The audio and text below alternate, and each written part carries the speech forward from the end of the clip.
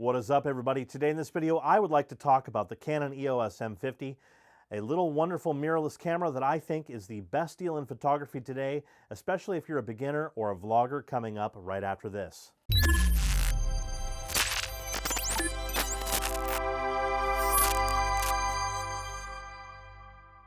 Hey everybody, my name is Nelson. On this channel I do technology and photography based tips, tricks, and tutorials.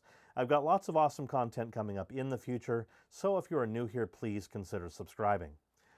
Alright everybody, here is the M50. I've owned this camera for about a year, and I have mostly wonderful things to say about this camera. Like I said, I believe this to be the best deal in photography today, and I would love to share all of the wonderful features with you and some of the cons as well. Okay guys, well here is the M50, and I would first like to talk about the features that I personally like the best about this camera. So it has a 24 megapixel APS-C sized CMOS sensor, which features Canon's wonderful dual pixel autofocus, and this system is awesome, guys. It does wonderful tracking and keeps you in focus, and is second only to Sony in its effectiveness. Now this is a wonderful feature for vloggers as it tracks you and keeps you in focus, so you don't have to worry about anything but concentrating on making great content. And this system also works in photo mode as well, so if you're like me and you have kids running around, usually it can be pretty hard to keep them in focus, but with the M50 it's got you covered here as well. Now the M50 can shoot 1080p, 24, 30, and 60, and can even shoot all the way up to 4K 24p. However, shooting in 4K comes at a cost and should generally be avoided, which is something I will touch on a little later. It also features a fully articulated LCD touchscreen, which even works for changing the menus, which is something that my Sony cameras can't even do. The touchscreens on those things are pretty pathetic. So this feature is awesome for vloggers, as when you've got the camera out in front of you, you can flip that screen out so you can see yourself, and you can actually see the exposure in real time, which is something that's cool about mirrorless cameras. And you can change your exposure settings just by tapping on the screen without having to flip the camera around, and that is a super awesome feature. Also, the camera features a 2.6 million dot electronic viewfinder, which isn't the best viewfinder in the world, but gets the job done. So one of the things that the camera lacks is in-body image stabilization, but for something that costs $550, I totally understand why it doesn't. It does, however, have electronic stabilization built in, but this comes at a cost which I will also explain a little bit later. I also appreciate the fact that the camera has a built-in intervalometer, which easily allows me to take time-lapse movies, and if you guys click above, I have a link to a video that I created on how to make time-lapses with this camera. So another thing I really like is the ergonomics. The grip feels really good in my hand. I don't ever feel like I'm going to drop it. It's very secure. And I do have smaller hands, and I think people with larger hands might find it a bit more cramped, but still very usable. Now the overall build quality of the camera is decent, but it is made of plastic, and it's not the most rigid camera around, but it's also very lightweight, so that makes up for it. Now, this camera has a really decent little kit lens, the 15 to 45 millimeter, which when you apply the 1.6 times crop factor, since this is an APS-C sized sensor, actually becomes the full frame equivalent of a 24 to 72 millimeter. Now, it's made of plastic, it's really lightweight, but it's relatively sharp, and it is quick to focus in video and stills mode, and does feature built-in stabilization, which is important, and I will explain why in a minute. This lens being 24 millimeters at the wide end is just okay for vlogging, unless you shoot this camera in 4K or have the stabilization turned on. I highly recommend that you go with the EOS M 11 to 22 millimeter, which has built-in image stabilization if you're going to vlog with this camera, which will give you the full frame equivalent of a 17 to 35 millimeter lens. And here is something that I really love about this camera. If you purchase the EF to EOS M adapter, which runs roughly maybe $125, you could probably find it used cheaper, you can use all of your old EFS and full frame EF Canon lenses with this camera with full autofocus. So if you want to stick a big 500 millimeter prime lens on here with this adapter, you certainly can do that. You might look a little silly, but it can be done. Also, another thing is if you purchase a dummy adapter off of Amazon or wherever, which is about $20-ish, you can adapt all of your old vintage lenses to this camera. Of course, you're not going to have autofocus with those lenses, which you never did anyways, but this camera makes focusing a breeze because it has built-in focus assist features such as focus peaking, and it will really help you to nail focus. I will have a link in the description below to these adapters if you would like to check them out as well.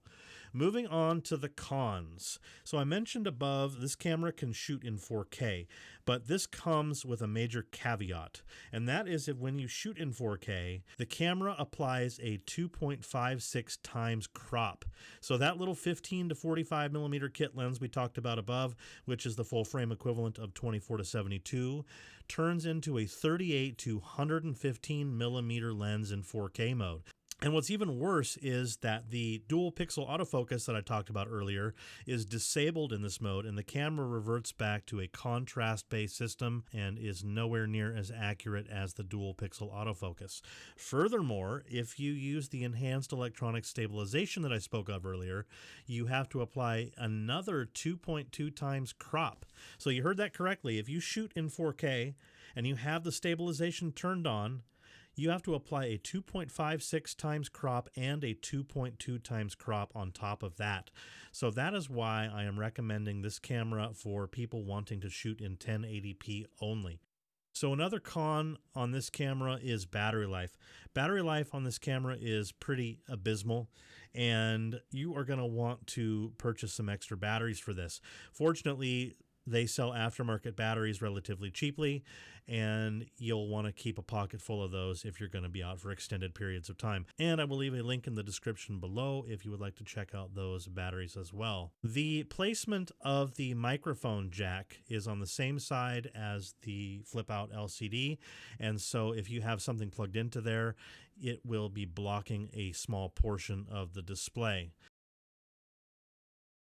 So I could talk about all the wonderful things about this camera all day long, but I think you guys would rather see how well this camera performs. So I have recently taken the camera out. I've gotten some portraits of my children, went out and took some landscape shots. I also did some vlogging style videos so you can see how bad the crop is and how bad the focus is in 4K, as well as how great the focus is in 1080p. So I'm going to go ahead and display those for you right now.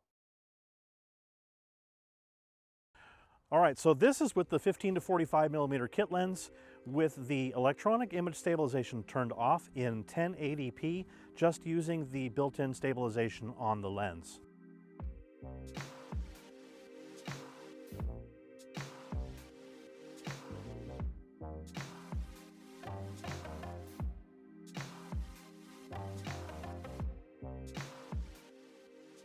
Okay, so here is the 15 to 45 again in 4K with no digital stabilization turned on whatsoever.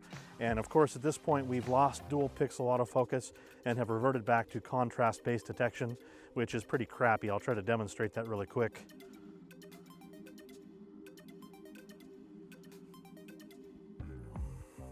I don't think it's found my face yet.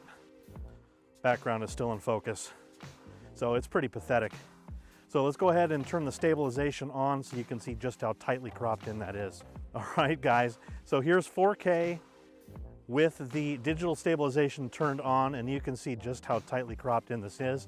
I'm not in focus whatsoever, and this is completely unusable.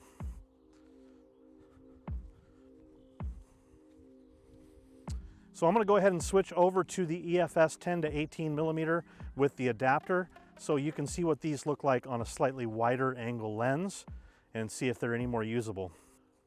Okay, so I put the EF-S 10 to 18 millimeter on with the adapter, and this is in 1080p without any electronic stabilization, just so you can see how wide this lens is. This lens does have built-in image stabilization as well, so that should be helping out a little bit.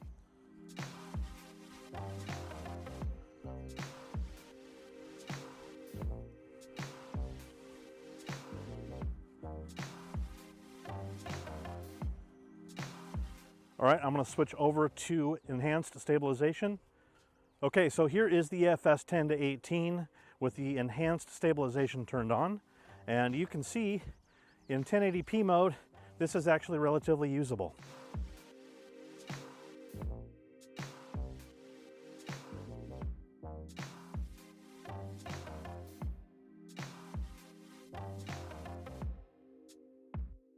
All right, so let's go ahead and switch over to 4K and see what that looks like. Okay, so here we are again with the 10-18 in 4K with the electronic stabilization turned on. And as you can see, it's a whole lot wider than the kit lens was, but it's still way too tight. And the fact that we've lost dual pixel autofocus makes this unusable in my opinion.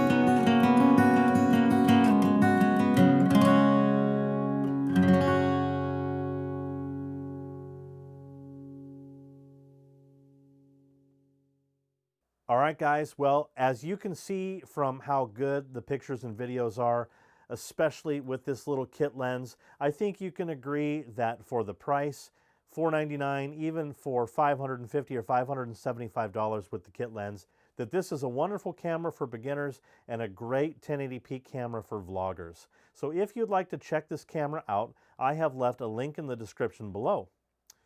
All right, everybody. Well, I hope you found this content useful. If you did, please do not hesitate to give this video a thumbs up. If you're new here, please consider subscribing. And if you have any comments, please be sure to leave them below. All right, take care.